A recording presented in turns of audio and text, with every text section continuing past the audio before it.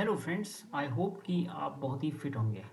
तो फ्रेंड, आज हम करेंगे एक टॉपिक, और ये टॉपिक होगा क्लास 10th से। हमारा सबसे पहले चैप्टर होगा हमारा magnetic effects of electric current. Magnetic effects of electric current. Electric current, और ये क्लास है 10th, और सब्जेक्ट हमारा हो गया आज का फिजिक्स से। ओके। और हमारा जो टॉपिक रहेगा वो रहेगा मैग्नेटिक फील्ड, यानी कि ये हमारा टॉपिक है आज का। Magnetic field, magnetic field due to a current, due to a current through a straight conductor.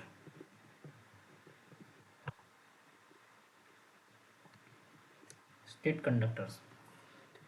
तो हमें ये क्यों पढ़ना है? तो हम इसको एक्सपेरिमेंट की मदद से समझेंगे कि हमें ये टॉपिक को स्टडी करना क्यों ज़रूरी है। तो चलिए पहले फिगर बनाते हैं, एक सेटअप बनाते हैं इसका। ये हमारा यहाँ पे हो गया की पोजीशन, यहाँ पर हम लगा देंगे बैटरी। इतना थोड़ा सा और ले लेते हैं, यहाँ पर हम लगा देंगे अमीटर। अमीटर के बाद थोड़ा सा और ऊपर चलते हैं, यहाँ पर हम लगा देंगे रियोस्टेट। थोड़ा सा आपको पेशेंस बनाए रखना होगा, और इस तरह से हम इसको और आगे बढ़ा देंगे। और आगे बढ़ाने के बाद यहाँ पर हम एक कार्डबोर्ड बना देते हैं। कार्डबोर्ड थोड़ा अलग कलर से, थोड़ा सा इस तरह से एक कार्डबोर्ड हमने बना दिया। और फाइनली हम इसको इंसर्ट करेंगे कार्डबोर्ड के अंदर से। ये तो यहाँ पर तो हमारा बन गया आपका रियोस्टेट। ये रियोस्टेट का सिंबल है। यहाँ पर हम लगा देंगे एक ammeter A. This is plus, this is minus, because मैं यहाँ पर बैटरी का प्लस बनाने वाला हूँ, या नेगेटिव प्लस। इस तरह से कुछ एक बैटरी बना देते हैं। ठीक है, ये हमारा नेगेटिव है, इसको थोड़ा और बड़ा कर देते हैं। और ये हमारा पॉजिटिव टर्मिनल है। यहाँ पर हम लगा देते हैं एक की। ओके। और साथ में तो यहाँ पर है हमारे आयरन फिलिंग्स। तो हमें आइटम्स रिक्वायर्ड्स क्या चाहिए इस एक्सपेरिमेंट के लिए? आइटम्स रिक्वायर्ड, क्योंकि हमेशा एक्सपेरिमेंट जब हम करते हैं तो हमारी क्यूरियोसिटी बढ़ती है। तो इसलिए मैं इसको चाहता हूँ कि एक्सपेरिमेंटल वे से आपको समझाएं, ताकि आपकी भी कोई कुछ क्यूरियोसिटी बढ़े और कुछ आप नई चीज़ करें। नंबर 1, हमें चाहिए कंडक्टिंग मटेरियल, कंडक्टिंग मटेरियल्स, यानी कि वायर्स समझ लेते हैं। और दूसरा हमें चाहिए की, यानी कि बटन, जिसको हम कहते हैं इलेक्ट्रिक बटन यहाँ पर। तीसरा हमें चाहिए बैटरी। यहाँ पर ये समझ लेते हैं कि ये बैटरी हमारी है 12 वोल्ट की। चौथा हमें चाहिए अमीटर, यानी कि कम करंट को मेजर करने वाला। यहाँ से 2 से 5 एम्पियर तक का हमारा चल जाएगा अमीटर। और पांचवा हमें चाहिए रियोस्टेट। रियोस्टेट, रियोस्टेट एक वेरिएबल रेजिस्टेंस है, जिसको बदला जा सकता है, वेरी किया जा सकता है, कम ज़्यादा किया जा सकता है। जब आप फिजिक्स लैब में कभी जाओगे तो आपको वहाँ फिजिक्स लैब में मिल जाएगा ये रेजिस्टेंस। ठीक है। और छठा हमें चाहिए एक कार्ड बोर्ड, ये तो घर में भी मिल जाएगा। सातवां आयरन फिलिंग्स, ये हमें स्टेशनरी की दुकान में मिल जाएगा। आयरन फिलिंग्स यानी कि एक आयरन के पाउडर टाइप के छोटे छोटे particle, very small particles, very small particles of iron. ये कहीं भी किसी भी एक्सपेरिमेंट में, किसी भी मतलब जहाँ जहाँ पर इसकी ज़रूरत होती है, तो बहुत सारे एक्सपेरिमेंट में आयरन फिलिंग्स की ज़रूरत होती है, तो आप इसको खरीद भी सकते हैं। तो आइए हम समझते हैं कि हम इसको, इस एक्सपेरिमेंट को पहले कर क्यों रहे हैं, क्या हमारी ये इससे ऑब्जर्वेशन होगी और कैसे हम उस ऑब्जर्वेशन को आगे के एप्लीकेशंस में यूज करेंगे। तो ये होगी हमारी बैटरी, ये हो गया की, ये हो गया मीटर, ये हो गया रियोस्टेट। ओके, और करंट फ्लो का कुछ इस डायरेक्शन में। अब मैं नीले पेन का यूज करूँगा। ये एक्सपेरिमेंट हो गया, इस तरह से करंट फ्लो होगा। तो एक चाहिए हमें, और एक चीज़ हमने लिखा नहीं इसमें, तो मैं उसको भी इसी कंपास, बहुत इम्पोर्टेंट है कंपास। आप जानते हैं कंपास क्या होता है, जो हमें, जिसमें एक रेड कलर का निडल होता है जो हमें नॉर्थ साउथ डायरेक्शन को दिखाता है। तो हम इसको क्यों करना चाहते हैं एक्सपेरिमेंट को, आइए समझते हैं। तो जैसे ही आप इस की को ऑन करेंगे, इस की को ऑन करेंगे तो इसमें एक करंट फ्लो होगा। सिचुएशन 1 है कि आपने करंट, इस बटन को ऑन किया और इसमें एक करंट फ्लो हो गई, वो आई करंट है। इसकी कोई वैल्यू है इस करंट की, आई करंट इसमें फ्लो हो गई। और एक और काम करता हूँ मैं, क्यों ना मैं इस कलर को चेंज करूँ, क्योंकि ये हमारा रेफरेंस वायर है एक्चुअली। कुछ और कलर में ले लेते हैं। ये हमारा एक रेफरेंस वायर है, ये वाला, ये वाला जो मैंने कुछ इस तरह से कलर कर दे ताकि आपको ये पता चल जाए कि मैं, ये एक्स, ये वाई, एक्स से वाई तक जो हमने वायर इसमें कनेक्ट किया है वो हमारा रेफरेंस वायर है, यानी कि इस पर हम एक्सपेरिमेंट करने वाले हैं। तो यहाँ पर हमने छोटे छोटे आयरन फिलिंग्स रखे हुए हैं, इस तरह से पार्टिकल छोटे छोटे बिखेर दिए हैं इस कार्डबोर्ड के अंदर हमने। और यहाँ पर रख दिया हमने एक, इस यहाँ पर समझ लो, यहाँ पर पी पोजीशन लगा लो, यहाँ पर हमने रख दिया कंपास। यहाँ पर पोजीशन किसकी है, कंपास की, कंपास की। और ये हो गया हमारा कार्डबोर्ड। और करंट अब हमने इसमें फ्लो किया।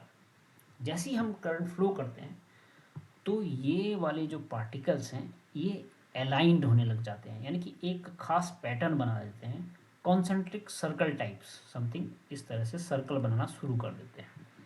और यहाँ पर जो कंपास रखा आ जाता है, रखा हुआ होता है, उसके निडल में हो जाता है डिफ्लेक्शन, यानी कि उसकी सुई अपने स्थान से खिसकने लग जाती है इस करंट के लिए।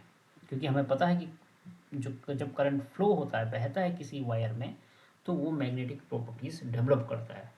जब भी वो मैग्नेटिक प्रॉपर्टीज़ डेवलप करेगा, अगर हम कंपास, ये हमें पता कैसे चला, जब हम उसके नज़दीक कंपास ले गए तो कंपास में एक डिफ्रैक्शन आया।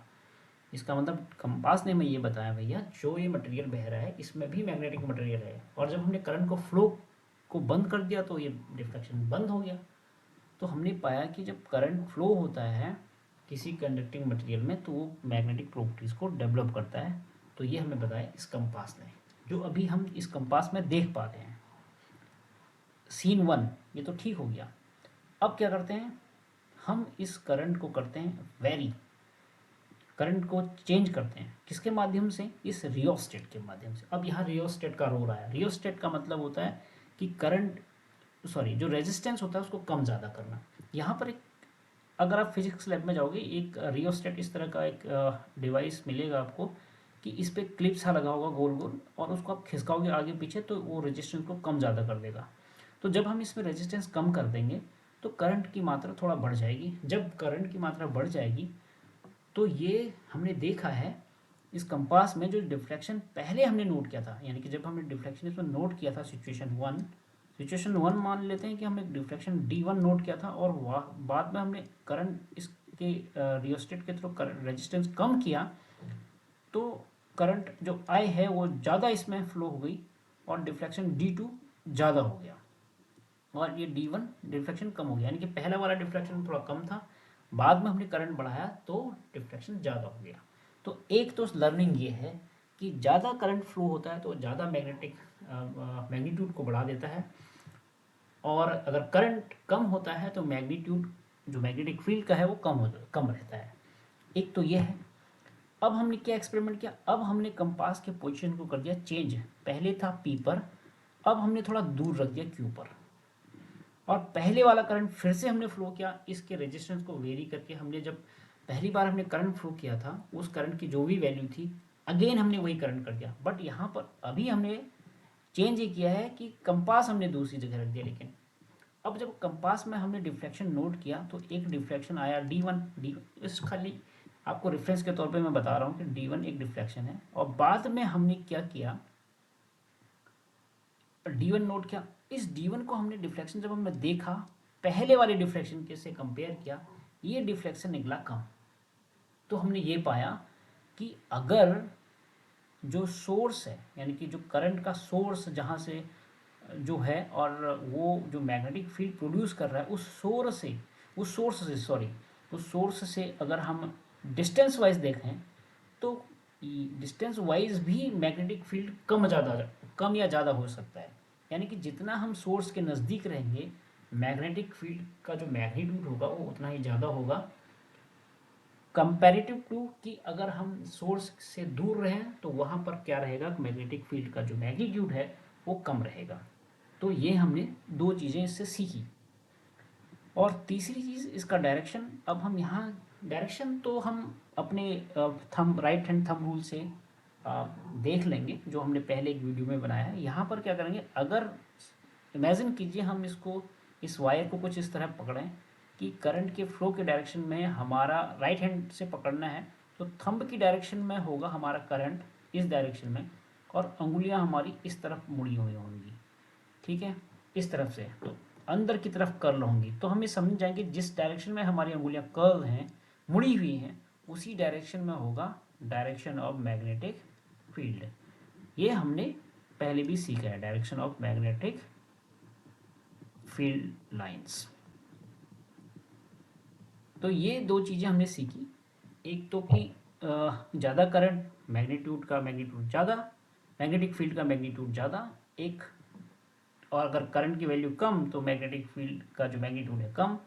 और दूसरा, सोर्स से अगर जितना डिस्टेंस पे हम जाएंगे उतना मैग्नेटिक फील्ड का जो मैग्नीट्यूड होगा वो होगा कम, जितना नज़दीक रहेंगे उतना होगा मैग्नेटिक फील्ड का मैग्नीट्यूड ज़्यादा। तो ये दो चीज़ें हमने सीखी। अब इनका यूज़ कहाँ होगा, इनका यूज आप कर सकते हैं। अगर हम एग्जाम पॉइंट ऑफ व्यू से देखें, जब आप न्यूमेरिकल करोगे तो आपको एक कॉमन सेंस मिलेगा कि जब भी आप कैलकुलेट करेंगे तो आपको डिस्टेंस को आप कंसीडर करेंगे कि इसकी वैल्यू मैग्नेटिक फील्ड की वैल्यू ज़्यादा होनी चाहिए, कम होनी चाहिए, या उसकी डायरेक्शन क्या होगी, या फिर करंट अगर की वैल्यू ज़्यादा है तो मैग्नेटिक फील्ड की वैल्यू ज़्यादा होनी चाहिए, कम होनी चाहिए।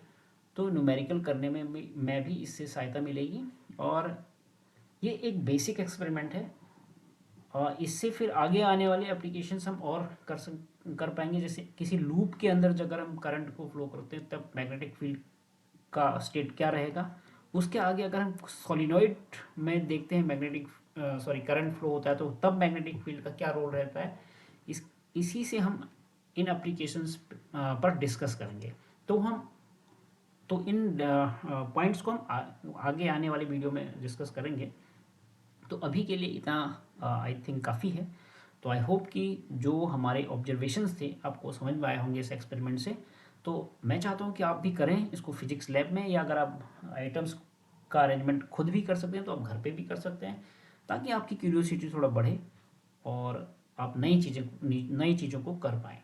तो thank you for watching this video clip.